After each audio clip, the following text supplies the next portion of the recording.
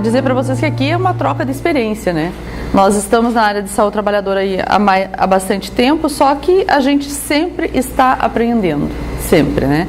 E cada situação que nos aparece para atuação é sempre um desafio, porque é óbvio que nós não temos o conhecimento de todos os ambientes de trabalho, e a área de saúde trabalhadora é apaixonante por isso, porque nunca é a mesma coisa, não é a mesmice, sempre tem coisas diferentes e que a gente está sempre aprendendo, né? E a gente sempre busca o conhecimento para tentar melhorar um pouco a situação de trabalho daquelas pessoas que estão lá no mercado de trabalho. Então, eu vou iniciar, a encomenda da Fátima era esse título, eu vou colocar algumas coisas que não, né, estão além desse título. Então, eu vou começar mostrando para vocês aqui que foi que a gente avançou no Estado nesses anos aí que nós temos a implantação da rede da Renast dentro do Estado. Anterior à rede Renast, nós tínhamos iniciativas dentro do Estado que eram de municípios. A iniciativa do Estado era implantar um programa de saúde trabalhador, igual ao programa de saúde da família, saúde bucal, saúde do adolescente, mas sem uma perspectiva de estadualizar isso e organizar isso no Estado. E aí, em 2003, com o recurso da Renast, a gente conseguiu implantar não uma política ainda, quem dera nós conseguirmos ainda avançar para isso, não temos isso no Estado, uma política estadual de saúde trabalhador, não temos. Estamos pensando na construção disso, junto com o controle social, nós temos um fórum de saúde e segurança do trabalhador dentro do Ministério Público do Trabalho, e a gente tem oficinas dentro desse fórum onde a gente faz essa discussão também.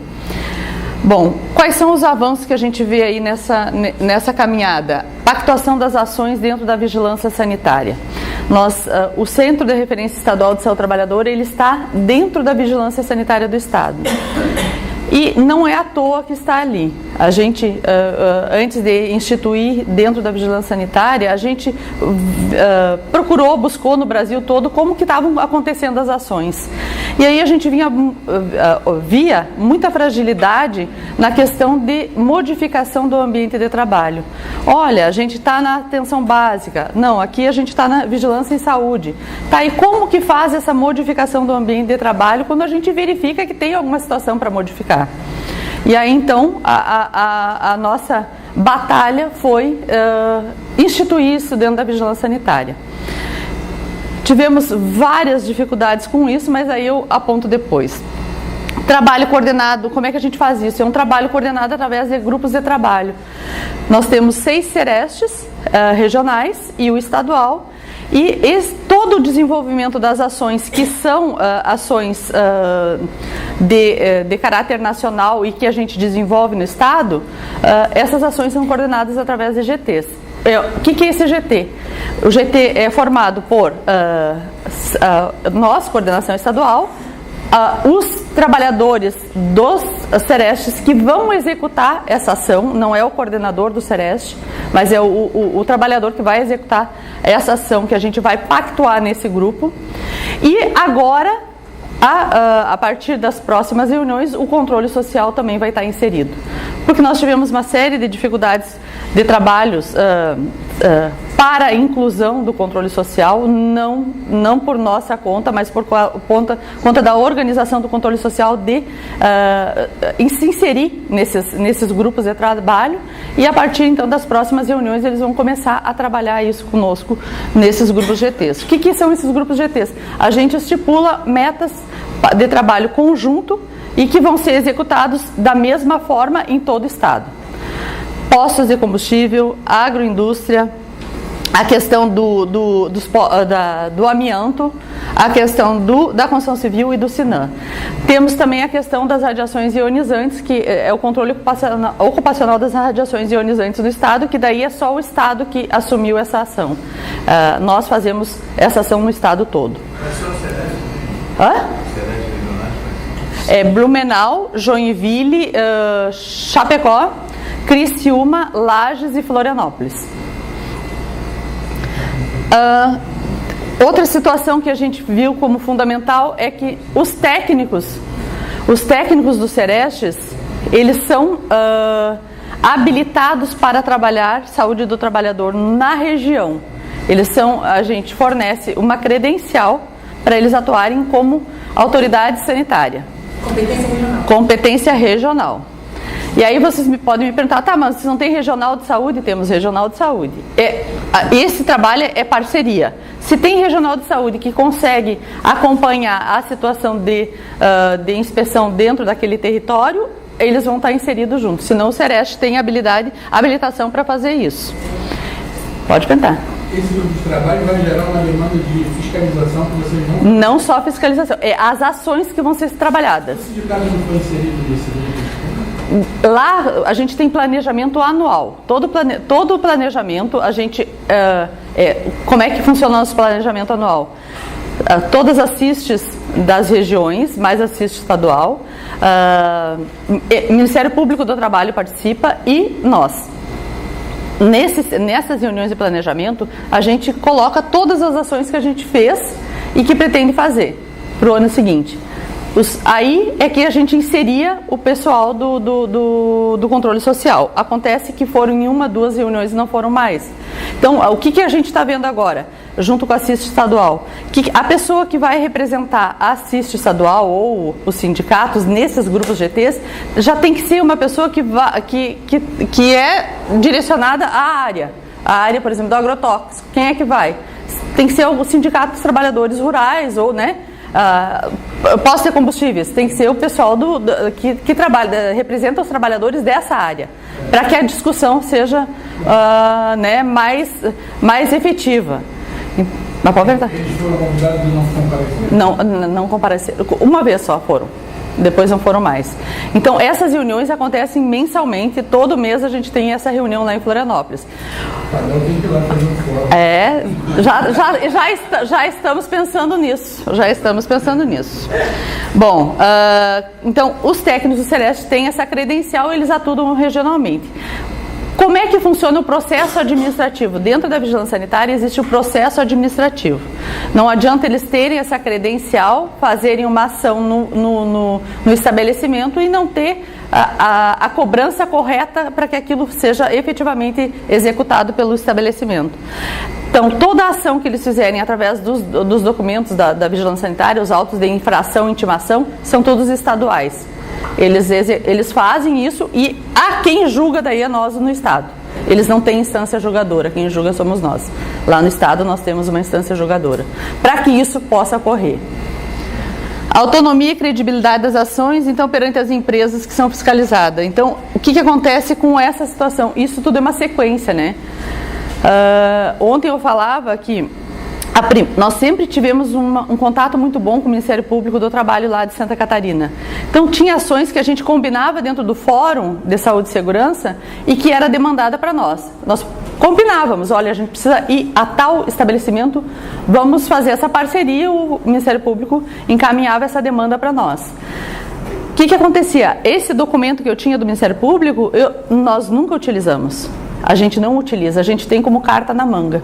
Para quê? Para que se o meu gestor maior, que, como eu falei ontem, nós do Estado, nunca tivemos nenhuma ação nossa que foi interrompida por questões políticas.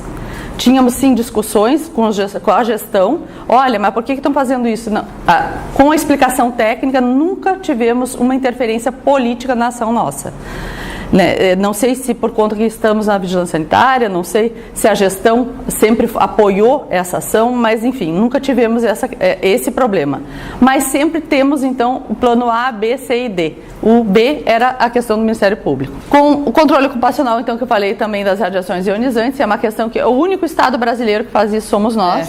Temos um banco de dados que dentro lá da diretoria que inclui essas áreas, agroindústria, postos de combustíveis e amianto e os trabalhadores expostos à radiação. Então, todos esses trabalhadores vinculados nesses setores nós temos o cadastro de todos esses iniciando, né, o cadastro desses trabalhadores, e isso é uma coisa que ela não é fixa, né, ela tem que ser toda hora modificada, porque esses trabalhadores entram e saem, então isso é um banco ativo, né? Não é um banco que está fixado nesse momento e não vai ter mudança. Ele é um banco de dados regional ou estadual? Estadual. Sim, mas assim, se caso aqui, adquirindo essa experiência aí desse estado aqui, do Rio de Janeiro, se você quiser fazer um banco de dados desse regional, tem como? Com relação ao quê? Qual das áreas? Não, eu digo assim, na nossa área aqui da saúde ou de outras... Exposto a veneno. Isso. Trabalhando com veneno. Tudo é possível, desde que tenha um trabalho organizado nesse sentido, né? Porque precisa organizar de que maneira vai ser armazenado isso, de que maneira vai ser coletado os dados dessa, né? Tem que ter todo um banco, tem que ter todo um trabalho, uma organização de trabalho para poder ter, mas isso é possível. Eu fui conversar com uma toxicologista lá em Niterói, e ela, com anos de experiência, nunca tinha ouvido falar do produto que a gente estava trabalhando, né? Então ela... Vocês são agentes de endemias? Eu tenho uma coisa para falar disso. Então ela disse o seguinte: vocês trabalhadores têm que fazer esse banco de dados. Todos os estados brasileiros estão trabalhando com um projeto das populações expostas ao agrotóxico. É o VSPEA. E nesse processo de trabalho, desse grupo de trabalho que se formou lá no estado, nós fazemos parte desse grupo. E aí o que acontece? Nós, por conta do boom da dengue, né, em todo o Brasil, teve muita contratação, né, dos agentes de endemias pelos municípios. E aí quando a gente entrou na discussão, a gente perguntou assim, mas e quem é que vai fazer o controle da saúde desses trabalhadores? Porque é do município. Tem alguns que são do Estado, contratados pelo Estado. O que nós podemos fazer? Vamos fazer, o Estado vai ficar responsável para fazer o monitoramento com relação aos exames que precisam ser feitos. Isso, a colinesterase, e tem outros exames que são, dependendo do tipo de agrotóxico que é utilizado. E aí, então, nós fomos para uma terceira ou quarta reunião. Cadê a lista desses trabalhadores? Mas isso é com o município, isso é... Bom, enfim, ninguém tinha a tal da lista. Quem é que está fazendo os exames? Então todos eles estão fazendo os exames. Cadê o resultado desses exames? Estão lá no CIT, que é o Centro de Informações Toxicológicas, dentro do laboratório, que executou a realização do exame, mas os dados estão todos no Laboratório Central do Estado. Beleza. E qual é a sequência que foi dada? Mas não era só para fazer o exame? Beleza. Então, o que está acontecendo agora? Então, esses que nós pactuamos dentro do GT da agroindústria. Por isso que é importante ter essa organização para que todos façam a mesma coisa. Através de auto de intimação, que daí é o que a gente trabalha legalmente, a gente intimou as prefeituras dos municípios onde tem agentes de endemia para fornecer o banco de dados dos trabalhadores de endemias. Então, é o primeiro passo. O primeiro passo é o ter o nome dos trabalhadores, dados dos trabalhadores, quando é que eles foram, data de admissão, para que a gente possa fazer esse acompanhamento. O segundo passo é fazer o acompanhamento do quem está fazendo o exame e o que deu esse exame. Já tinha exame alterado que não foi dado encaminhamento nenhum. Mas não é possível a gente fazer, inicia o processo, vai até a metade do processo e a finalização do processo, que é o mais importante, que é o acompanhamento, né, e os encaminhamentos que vão ser dados, não era feito. Então, isso está dentro, é uma ação nossa dentro desse projeto nacional do VSPEA. Não sei como são os outros estados, não sei dizer. Isso apareceu para nós assim, por isso que eu digo que é apaixonante, porque daí a gente vai conhecendo as situações, né, de trabalho, e que precisa dar um encaminhamento. Não dá para simplesmente, não, deixa eles lá, que o município toma conta. O município não vai tomar conta. Então, nós estamos iniciando o processo. Já demos alguns encaminhamentos, mas é o início do processo. Então, quais são as experiências exitosas aí que eu trago para vocês, né, que deram certo, né? A questão do amianto. A gente tem nós tínhamos uma indústria do amianto lá no estado. Em 2006 foi a nossa primeira inspeção dentro dessa indústria. Tivemos N dificuldades porque não estávamos, não éramos conhecedores de como que funcionava esse ambiente de trabalho. E por outro lado, nós tínhamos um sindicato que não podíamos contar. Então, nessa situação foi nós, com Fernanda Gianazzi, para poder nos apoiar e nos ajudar a fazer esse processo todo. E Hermano, na época o Hermano também apoiou bastante. E aí então, o que nós tivemos com isso, né? O objetivo era a proibição, né? E só conseguimos isso este ano. Então, desde 2006, para vocês verem, olha o tempo, né? Mas a batalha sempre foi.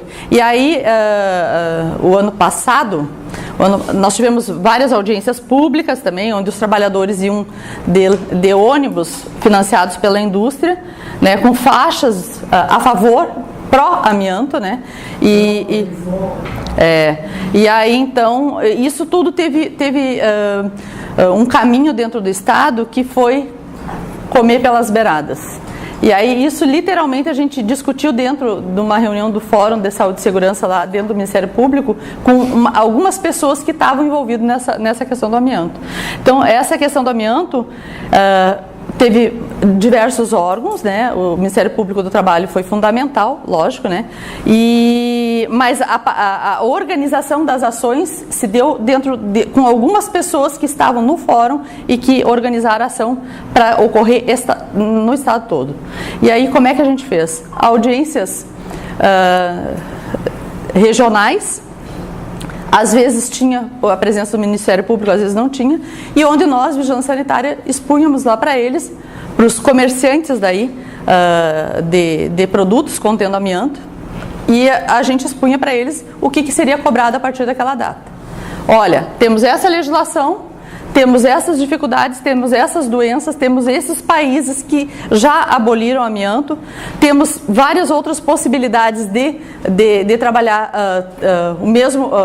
os mesmos produtos com materiais que não são adoecedores, e a partir de agora, então, vocês já estão cientes de que essas ações vão ser cobradas pela Vigilância Sanitária e pelos Serestes. Ok? Ok. E aí mesmo nessas audiências, o que a gente presenciou muito era o desconhecimento. Muito desconhecimento com relação ao que aquele material contendo amianto poderia ser prejudicial ou não. Então não era por questões de fornecer um material, vender um material para lucrar em cima disso, não era não ter conhecimento que aquele material, por ser, nem era tão mais barato, era o mesmo preço que os outros ali, e falta de conhecimento. Eu não vejo se falar na escola, no ensino básico, porque você acabou de falar a falta de conhecimento. Esse conhecimento não é levado àquele que ainda não está dentro do mercado de trabalho. Né? Quer dizer, as ações são feitas para aqueles que estão no mercado de trabalho, que já têm agravo de saúde, né? Tentar coibir certas coisas. Mas pela mudança das regras trabalhistas, você não vai ter direito a nada. Exato. Então a única alternativa, né, trabalhar a educação, né, seria ele ter essas informações, né, para quando chegar ao mercado de trabalho, se chegar, porque existe um programa de saúde para a escola. E esse programa de saúde não fala nada sobre saúde do trabalhador, nem da escola, nem de lugar nenhum. No PCN tem a questão que fala do saúde do trabalhador para incursão ao consumo. Terminou o ensino médio, ele entra no mercado de trabalho como consumo. Aí eu queria saber de você se é pensável alguma coisa, né, junto ao programa de saúde da família, que é responsável pelo PSE e as escolas. Eu vou colocar ali nas dificuldades e que aparece é a questão do nosso trabalho junto à atenção básica. Isso vai aparecer ali. Agora, com relação às escolas, lá no estado nós não temos nenhuma ação efetiva assim de levar informação dentro das escolas. Tem um Sereste, que é o Sereste de Joinville, que tem um trabalho com relação a PAIR, a perda auditiva induzida por ruído. E aí esse trabalho é feito todo ano nas escolas lá em Joinville. Então tem um trabalho nesse Sereste, só para isso. Mas com relação às outras, não temos. Falha é falha. Pegando a questão do trabalho infantil, porque esse é muito discutido envolvido a integração da saúde, educação, do trabalho, assistência social e educação. A educação é a perna fraca nesse processo, assim, mesmo na questão do trabalho infantil.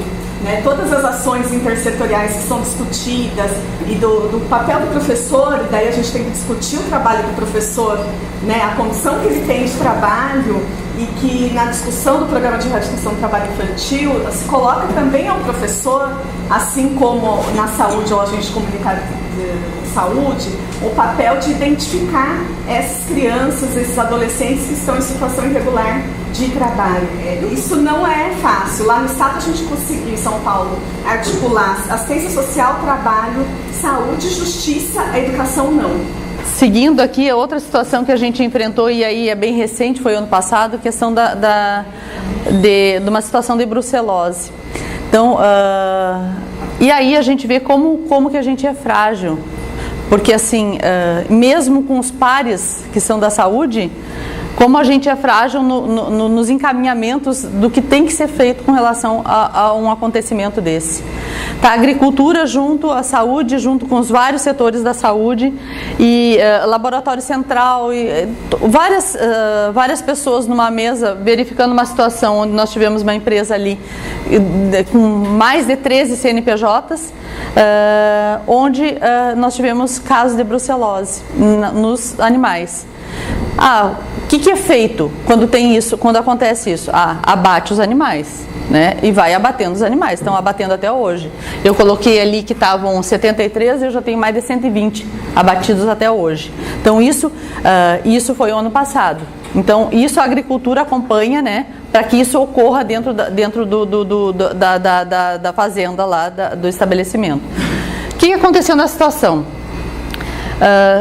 13 CNPJs diferentes. Por que nós indicamos aqui o monitoramento de todos os trabalhadores? Porque todos os trabalhadores consumiam produtos desse laticínio, dessa queijaria.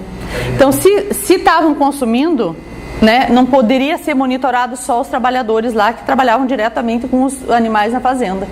E a indicação de todos os colegas era que não. Que só aquele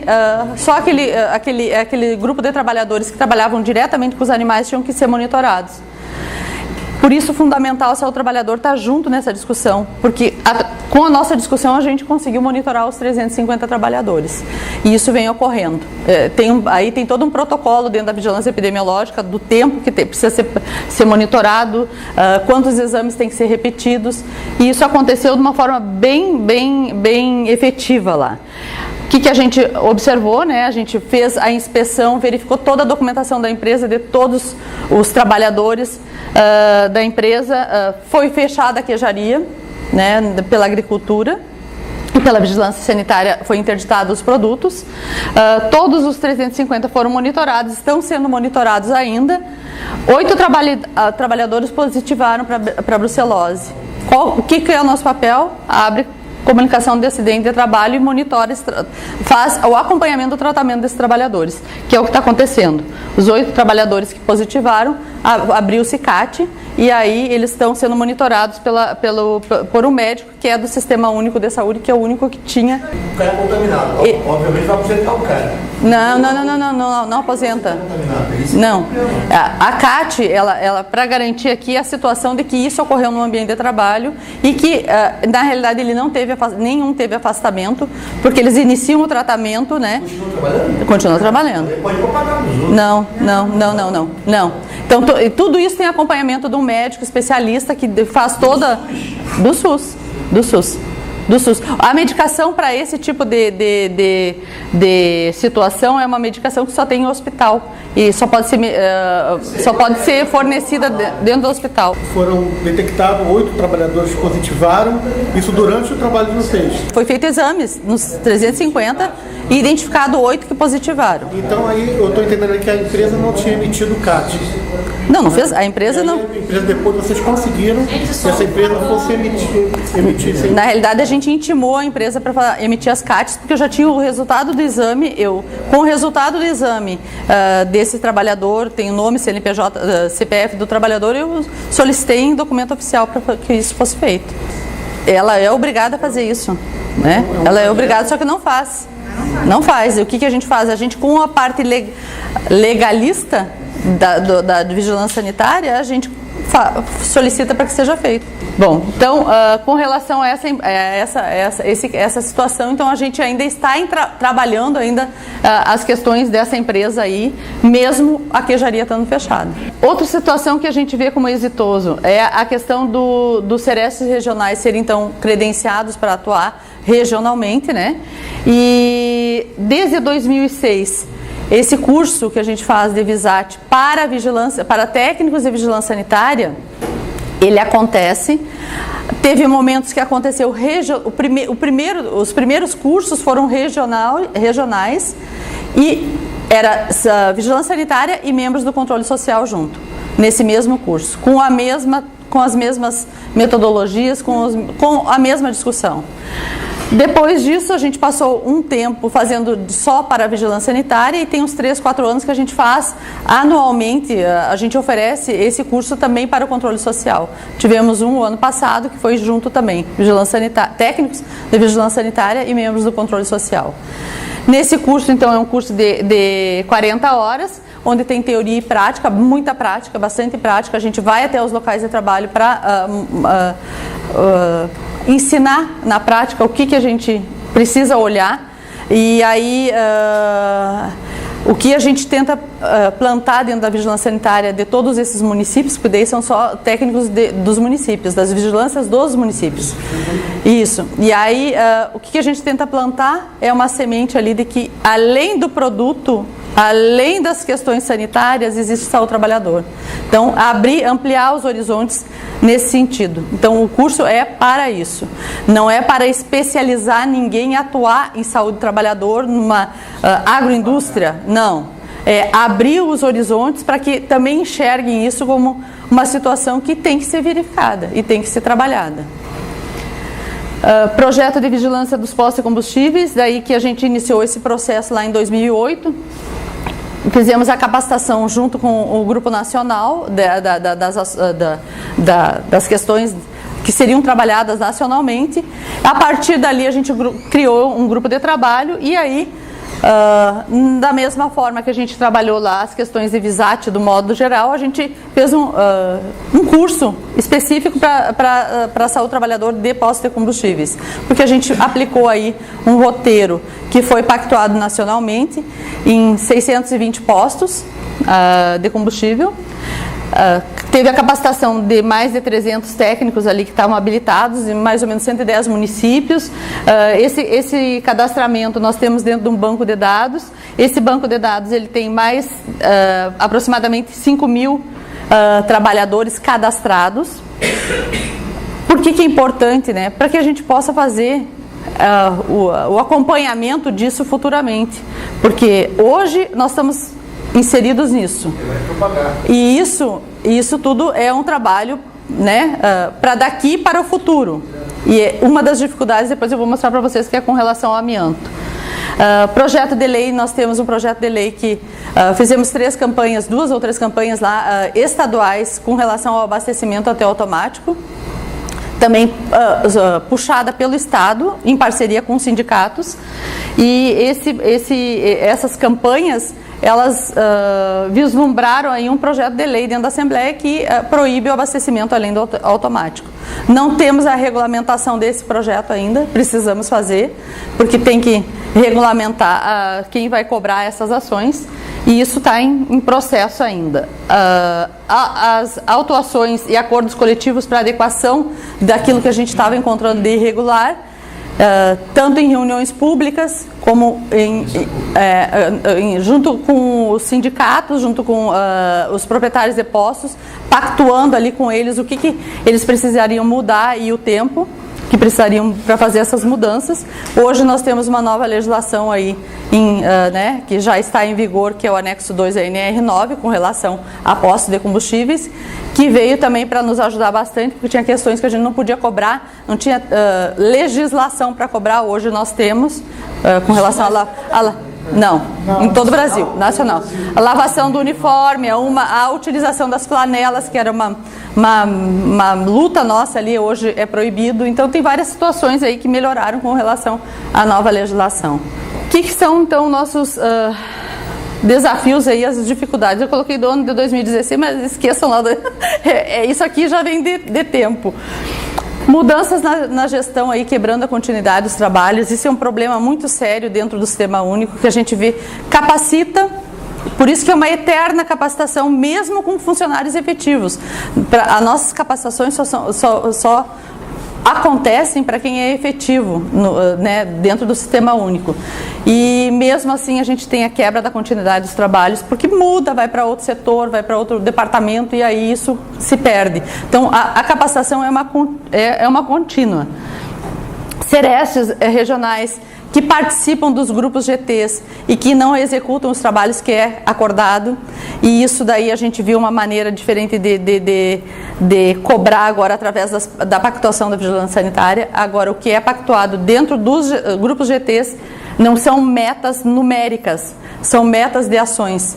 Para serem executadas, eles têm que executar, eles vão ter que executar por conta da pactuação. As demandas do Ministério Público completamente fora do contexto do trabalho do Sereste.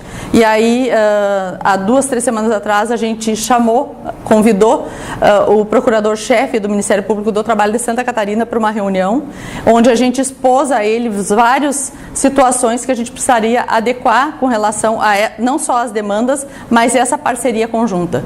Porque não dá para a gente deslocar técnicos do Sereste para fazer ação que lá no interior do estado, ou mesmo no município, fora do contexto daquilo que a gente tem que trabalhar, né? É desperdiçar tempo, desperdiçar dinheiro público, desperdiçar principalmente o horário técnico daquela pessoa que podia estar fazendo uma ação mais efetiva. E aí, então, ele está elaborando um termo de convênio para que isso seja distribuído no Estado. Porque o que acontece? A gente tinha muita discussão, muita devolução. O Ministério Público, o procurador encaminha uma demanda para nós, a gente nega a demanda para aquele procurador. Aqui, do outro município, nega a demanda justificando o porquê. Então, quando a conversa foi para o procurador-geral, já modifica o sentido, porque agora cabe a ele repassar isso, né, para os pares que são de competência dele. Dificuldade de implantar as ações estaduais na atenção primária, que é isso. A gente tem muita dificuldade do Estado mesmo, de fazer isso acontecer pela atenção primária. Tivemos N tentativas, várias programações que acabaram não acontecendo. Então, o que a gente conta hoje são com pessoas dentro da atenção primária que têm um entendimento de saúde trabalhadora e que nos dão esse suporte. Morosidade nos processos licitatórios, isso a gente tem no setor público em geral, né? A gente planeja, e aí depois corta. Tem recurso. E aí não executa o recurso. Então é muito... esse processo de gestão dos recursos dentro das secretarias de Estado ou municipais é muito moroso, e muito burocrático. Tem que ser, né? Mas a gente vê acontecer tanta coisa errada, né? E o que é certo a gente não consegue executar, aí não consegue entender também. Dificuldades para efetivar o monitoramento dos ex-trabalhadores do amianto. Nós temos um banco de dados lá dos ex-trabalhadores da indústria, mais de 5 mil trabalhadores, 4 mil e pouco, 5 mil trabalhadores, e agora nós vamos passar para um monitoramento desses trabalhadores. Só que daí o banco de dados do Sistema Único são vários. É o SIM, o CH, o CIA. Então, como que a gente faz o cruzamento desses dados para acompanhar esses ex-trabalhadores? É o que nós estamos discutindo lá no Estado agora. Então, eu acho que é isso. Desculpa aí o tempo, né? Então, uma perguntinha só.